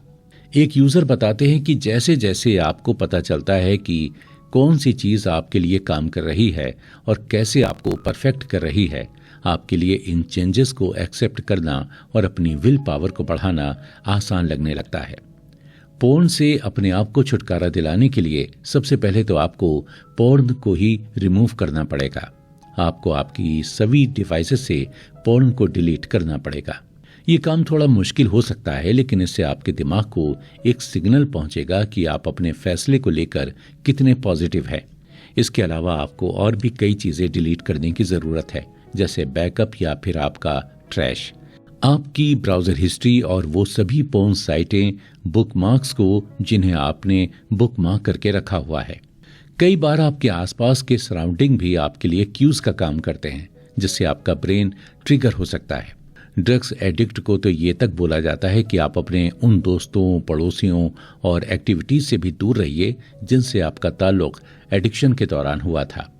अब ऐसा तो संभव है नहीं कि आप अपने आप को या अपनी एक्टिविटीज को ही अवॉइड करते चलें, लेकिन आप चाहें तो थोड़े बहुत चेंजेस ला सकते हैं और ऐसी कोशिशें कर सकते हैं जिससे आप पोर्न की तरफ फिर से अट्रैक्ट ना हो। जैसे आप ऐसी ऑनलाइन डिवाइस का इस्तेमाल लोकली कीजिए जो पोर्न एसोसिएटेड ना हो, या फिर आप अपने मास्टरबेशन चेयर को पूरी तरह से हटा दीजिए। कोशिश कीजिए अपने घर के फर्नीचर को थोड़ा इधर से उधर मूव करने की, ताकि आपके घर के एनवायरनमेंट में एक नयापन आए।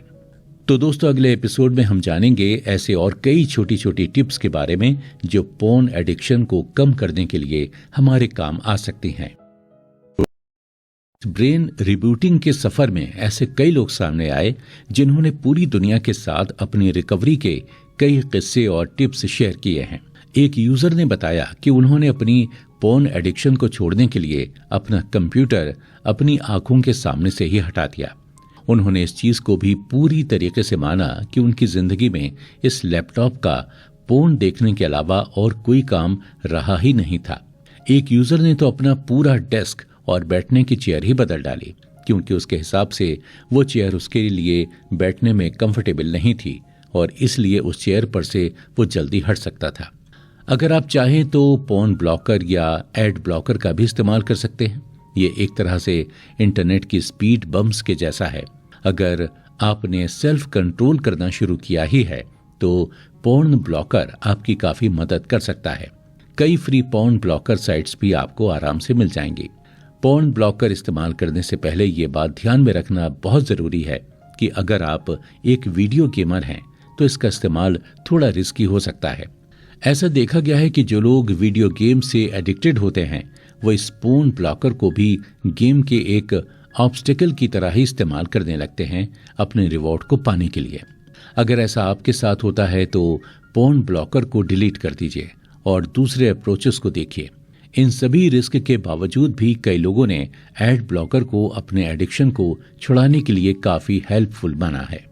आजकल ऐसे कई ऑनलाइन फोरम्स भी मौजूद हैं जो आपके डेली प्रोग्रेस को ऑटोमेटिकली रिकॉर्ड करते जाते हैं। कई लोगों को ये देखने में काफ़ी सेटिस्फाइंग लगता है कि उन्होंने अपने आप में कितना सुधार लाए हैं, लेकिन इसके कुछ नुकसान भी हैं। कई बार देखा गया है कि जब लोगों का रिकॉर्ड अच्छा रिजल्ट दिखाने लगता है तो वो फिर से पोर्न देखने के लिए तैयार हो जाते हैं, क्योंकि उन्हें लगता है कि वो अपने ऊपर एक अच्छा कंट्रोल ला पाए हैं। अगर आपके साथ ऐसा होता है तो आप पोर्न को देखने से पहले एक बार अपना रिकॉर्ड चार्ट अच्छी तरह से देख लीजिए और समझने की कोशिश कीजिए कि आपने इतने दिनों तक पोर्न न देखकर क्या अचीव किया है, क्योंकि दिनों की गिनती से ज्यादा जरूरी ये जानना है कि आपका दिमाग बैलेंस में आया है या नहीं। दिमाग सिर्फ कुछ शेड्यूल्स या दिनों के भरोसे बैलेंस में नहीं आता है। इसे तो रिबूट होने में कभी कभी काफी वक्त लग जाता है। दिमाग को बैलेंस में लाने के लिए और भी कई तरीकों की मदद ली जा सकती है, जैसे एक्सरसाइज करना, लोगों के साथ सोशलाइज होना, नेचर में अपना समय बिताना, मेडिटेशन करना आदि। अपने लिए हर दिन छोटे छोटे गोल्स सेट करने से आपके अंदर रिवॉर्ड्स का सेंस तैयार होता जाएगा और आप अपने बड़े गोल की ओर हर दिन आगे बढ़ते जाएंगे। इस चीज से बाहर निकलने का एक और सबसे अच्छा तरीका है लोगों का सपोर्ट लेना। कोशिश कीजिए ऑनलाइन प्लेटफॉर्म ज्वाइन करने की जहां लोग पोर्न छोड़ने के लिए आपको इंस्पायर कर सकें, आपको अच्छा फील करवा सकें, आपको सपोर्ट कर सकें और आपको कई तरह की टिप्स भी दे सकें। नोफैप और रिबूट नेशन ऐसी ही कुछ ऑनलाइन फोरम हैं, पर इन फोरम्स में भी कुछ कमियां हैं, जहां कई लोग इस बात से एग्री करेंगे कि ऑनलाइन फोरम आपके पोर्न एडिक्शन को पूरी तरह से खत्म कर सकता है।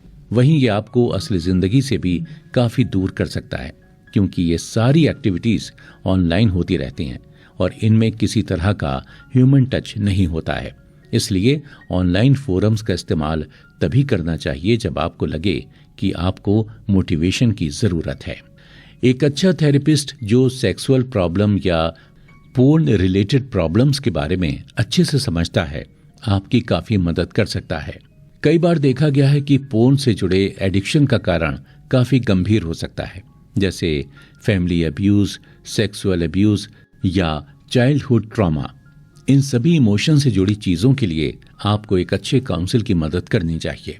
इन सब के बावजूद अगर आपको लगता है कि आपको ऑब्सेसिव कंपल्सिव डिसऑर्डर यानी ओसीडी है, तब आपको डॉक्टर के मेडिकेशन की जरूरत पड़ेगी, ताकि आपको पोर्न छोड़ने को लेकर जो एंजाइटी है उससे बच सकें।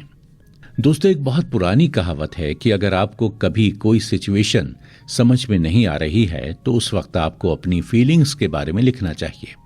इंसान की जिंदगी में हमेशा अच्छे वक्त और बुरे वक्त आते रहते हैं। बुरे वक्त में ब्रेन का काम ही होता है हमें हमारी सारी गलतियों को गिनाना। इन्हीं सब मुश्किल के दिनों में भी खुद को मोटिवेटेड रखने के लिए आपको हर दिन जर्नल लिखना चाहिए। हर दिन जब आप अपनी छोटी छोटी अचीवमेंट्स के बारे में लिखेंगे तो मुश्किल के समय में जब आप डायरी खोलकर उसे पढ़ेंगे तो आपको मोटिवेशन मिलेगा। ऐसे कई ऑनलाइन फोरम्स मौजूद हैं जो फ्री जर्नल्स भी प्रोवाइड करते हैं। अगर आप चाहते हैं कि आपकी जर्नल कोई ना पढ़े तो आप उसमें पासवर्ड भी लगाकर रख सकते हैं। ये बहुत अच्छा तरीका होता है खुद के साथ एक अच्छा रिश्ता बनाने का। अपने दिमाग को रिबूट करने का एक और ऐसा ही मजेदार तरीका है और वो है एक्सरसाइज करना। कभी कभी तो ऐसा लगता है कि एक्सरसाइज दुनिया की हर प्रॉब्लम का समाधान बन सकती है, पर इसके फायदे भी कम नहीं हैं। एक्सरसाइज आपको एडजस्ट से डिस्ट्रैक्टेड रखता है। ये आपके अंदर सेल्फ कॉन्फिडेंस और फिटनेस प्रमोट करता है। और जो लोग इरेक्टाइल डिसफंक्शन से जूझ रहे हैं वो भी एक्सरसाइज से ठीक हो सकते हैं। एक्सरसाइज एक बहुत अच्छा मूड रेगुलेटर है।